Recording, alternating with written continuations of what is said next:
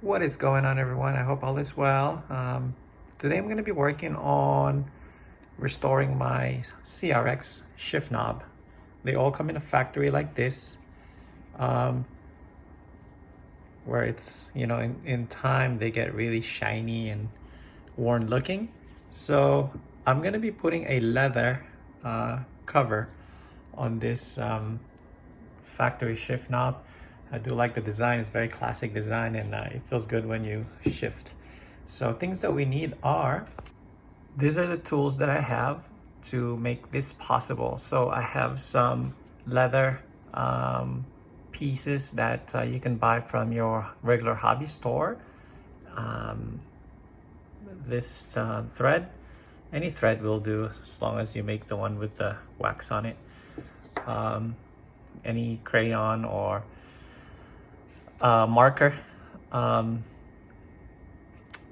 your X-Acto knife, and your puncher, and then your whole I'm using this hammer, that way it doesn't hurt my tools when I pound it. Anyway, I don't know what it's called, but this hammer.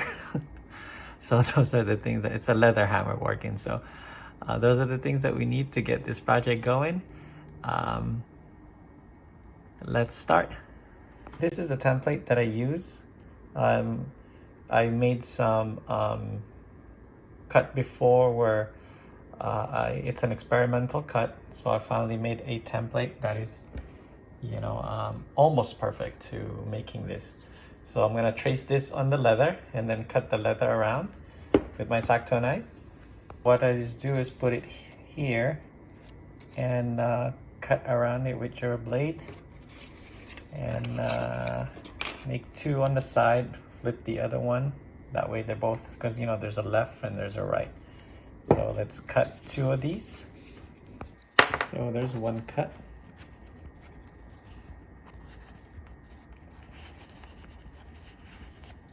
Oh, I guess that wasn't complete in that one. Okay, so that's one cut. So let's duplicate this cut, make another one. And at this time, just flip it over, because it's going to be the other side. So I'm going to trace around it. So here's the other one. My hands are so dry. It's winter coming. So, and here's the longer strip. So this is the one that goes in the middle, side and the other side. I have made a shift knob before, restoring my NSX shift knob, but this one, it didn't come with a template. So basically I'm making my own template to cover this knob over here. So hopefully it'll come out okay. I had a prototype, but it was okay, but hopefully this one comes out perfect than the other one, on my own taste. Yeah, so make sure the grain is, all the grains are matching. And don't use a grain that it doesn't match the other side. It's gonna throw you off when you look at the shift knob. They're not perfectly grain matched. Anyway, I'm using a thin leather. I don't know how many millimeter is this, but it's thin enough that it's soft.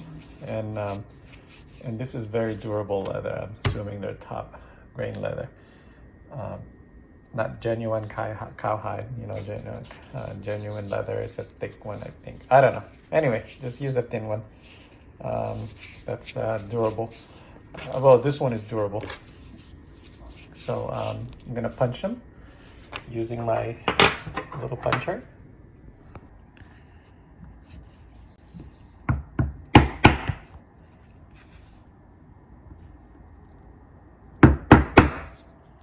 So I just go ahead and punch a hole along the edges, make sure they're all lined up. You don't want to have a crooked seam, as you can see. So this is where we're going to be rethreading it. You can also use a sewing machine to sew these things, but it's better to just hand sew it. Now we have carefully punched holes across the seam or the corners. We also need to skive this edges, that way you can glue the bottom like this. So what you need to do is skive this side right here, reduce some leather. See how it's thinner right there? Focus, there you go. See how on the bottom is a little bit thinner? So that way we can fold it like that on the bottom of the shift knob, right over here on the bottom. So we are quite almost done here, and then we're gonna spray some glue on here. Glue, I should say glue, whatever. That way we can place it on top and it'll stick on there. Now, just gonna wait for the glue to dry up. I use a spray can, cement glue, and we'll dry it a little bit for a few minutes, and let's put the leather on top of it so we can start sewing. So the trick to this is I've started sewing it baseball style. It's not perfect, but what you can do, the technique to this is you sew it underneath, just like that. Take this out. Then you pull. Just pull hard.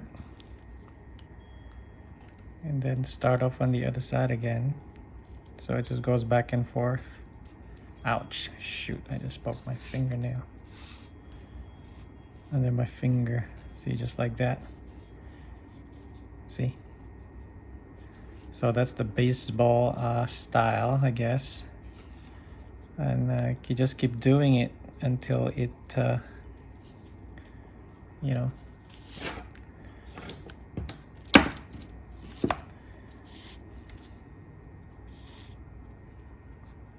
there we go. So that's simple, that easy. See that baseball pattern? Just, you know, just get it underneath like this. So reason why I put rubber cement glue is to tack. That way it holds it when you're sewing.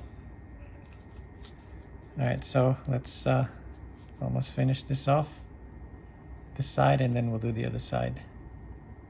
All right, so this side is done. I mean, it's not perfect, but I got that stitch going on over here, so I don't have that wear on top of my shift knob.